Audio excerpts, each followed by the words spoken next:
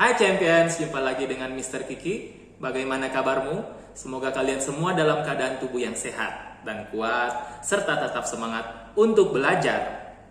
Pada saat ini kita akan lanjutkan pelajaran tematik kita, yaitu muatan ilmu pengetahuan alam, muatan IPA, tema 5, subtema 2, dengan judul aliran energi dan siklus nutrien dalam rantai makanan. Oke, apakah kalian sudah siap untuk belajar? Apabila sudah siap, yuk kita belajar. Aliran energi dan siklus nutrien dalam rantai makanan. Aliran energi adalah proses berpindahnya energi dari satu makhluk hidup ke makhluk hidup lainnya. Ketika satu makhluk hidup memangsa atau memakan makhluk hidup lain, maka energi dari makhluk hidup yang dimangsa atau dimakan tadi akan berpindah kepada makhluk hidup yang memangsa atau memakan makhluk hidup yang lain. Nutrien atau hara adalah unsur atau senyawa kimia yang digunakan makhluk hidup untuk hidup. Pada peristiwa siklus nutrien, nutrien berpindah dari produsen ke konsumen, lalu dari konsumen ke pengurai.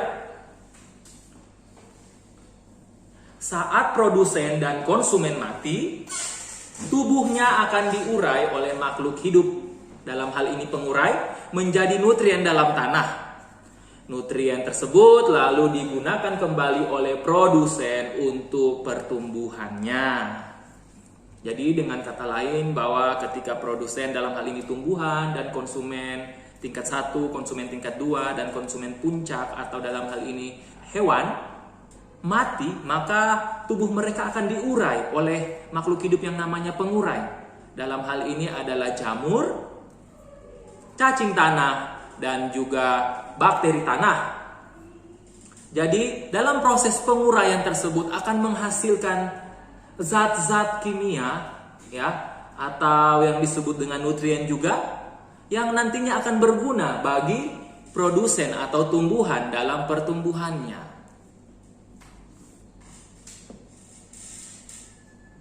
Jadi mari kita lihat siklus atau skema aliran energi dan siklus nutrien, di mana tanda panah hitam ini adalah siklus nutrien, sedangkan tanda panah yang berwarna coklat, ya, itu adalah aliran energi. Mari kita lihat. Awalnya matahari memberikan energi yang digunakan oleh tumbuhan atau produsen, ya. Jadi terjadi proses fotosintesis di situ. Kemudian tumbuhan memproduksi makanannya sendiri di situ, ya. Kemudian produsen melepaskan panas, energi panas ke lingkungan, ya. Lalu produsen akan dimakan oleh konsumen, sehingga energi dari produsen akan berpindah ke konsumen. Dalam hal ini konsumen, ya, konsumen tingkat 1. Misalnya burung pipit yang memakan padi tadi, ya. Kemudian konsumen tingkat 1 burung pipit tadi ketika dimangsa atau dimakan oleh konsumen, ya, dalam hal ini burung elang ataupun ular, maka energi dari konsumen tingkat 1 akan berpindah ke konsumen tingkat 2, dalam hal ini elang dan ular. Lalu energi panas akan dilepaskan oleh itu elang dan ular ke lingkungan.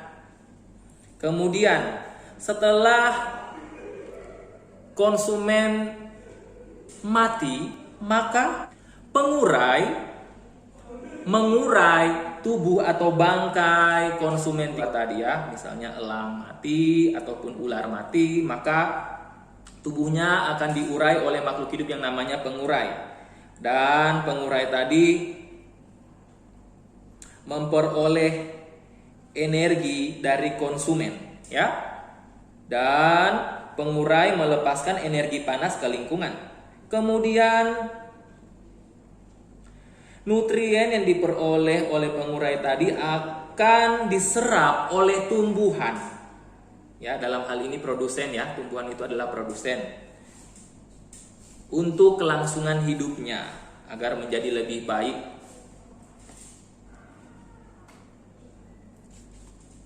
Kemudian, hubungan makhluk hidup dalam ekosistem. Semua makhluk hidup yang tinggal dalam sebuah ekosistem saling membutuhkan satu sama lain, ya.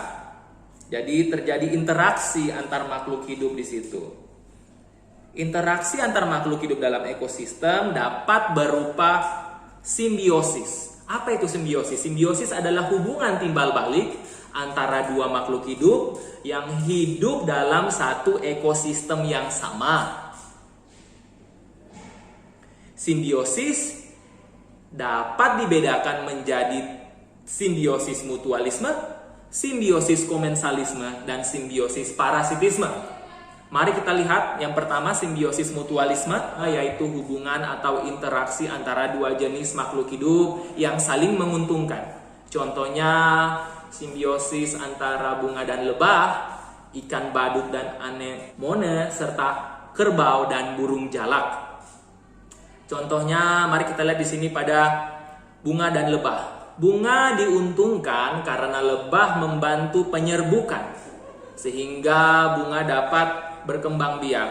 Dan di sisi lain, lebah juga diuntungkan karena mendapatkan nektar dari bunga tersebut. Ya, jadi terdapat hubungan atau interaksi antara dua jenis makhluk hidup yang saling menguntungkan.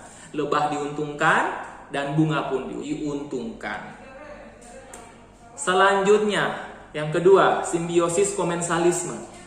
Jadi, simbiosis komensalisme adalah interaksi yang menguntungkan satu makhluk hidup saja. Namun, makhluk hidup yang lainnya tidak dirugikan ataupun tidak diuntungkan.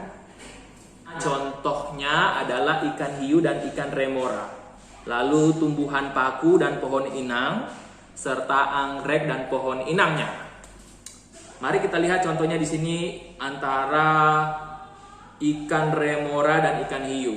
Ikan remora diuntungkan karena mendapat perlindungan dari ikan hiu di dekatnya. Sedangkan ikan hiu tidak diuntungkan ataupun tidak dirugikan oleh ikan remora ini. Lalu selanjutnya, simbiosis parasitisme adalah interaksi yang menguntungkan satu makhluk hidup dan merugikan makhluk hidup lainnya.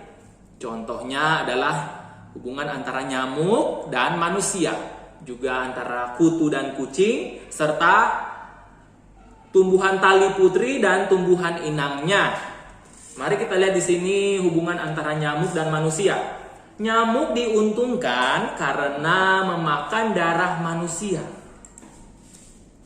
Dan manusia dirugikan karena kulit menjadi gatal akibat gigitan nyamuk, bahkan dapat tertular penyakit seperti demam berdarah dan malaria dari gigitan nyamuk ini.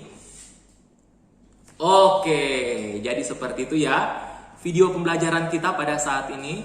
Mr. Kiki berharap agar kalian dapat mengerti mengenai materi ilmu pengetahuan alam ini, dan semoga video ini dapat berguna bagi kalian. Pesan Mr. Kiki agar kalian tetap menjaga kesehatan, tetap menjaga kebersihan diri dan kebersihan lingkungan di mana saja kalian tinggal, juga tetap semangat untuk belajar. Sampai jumpa pada video-video pembelajaran selanjutnya.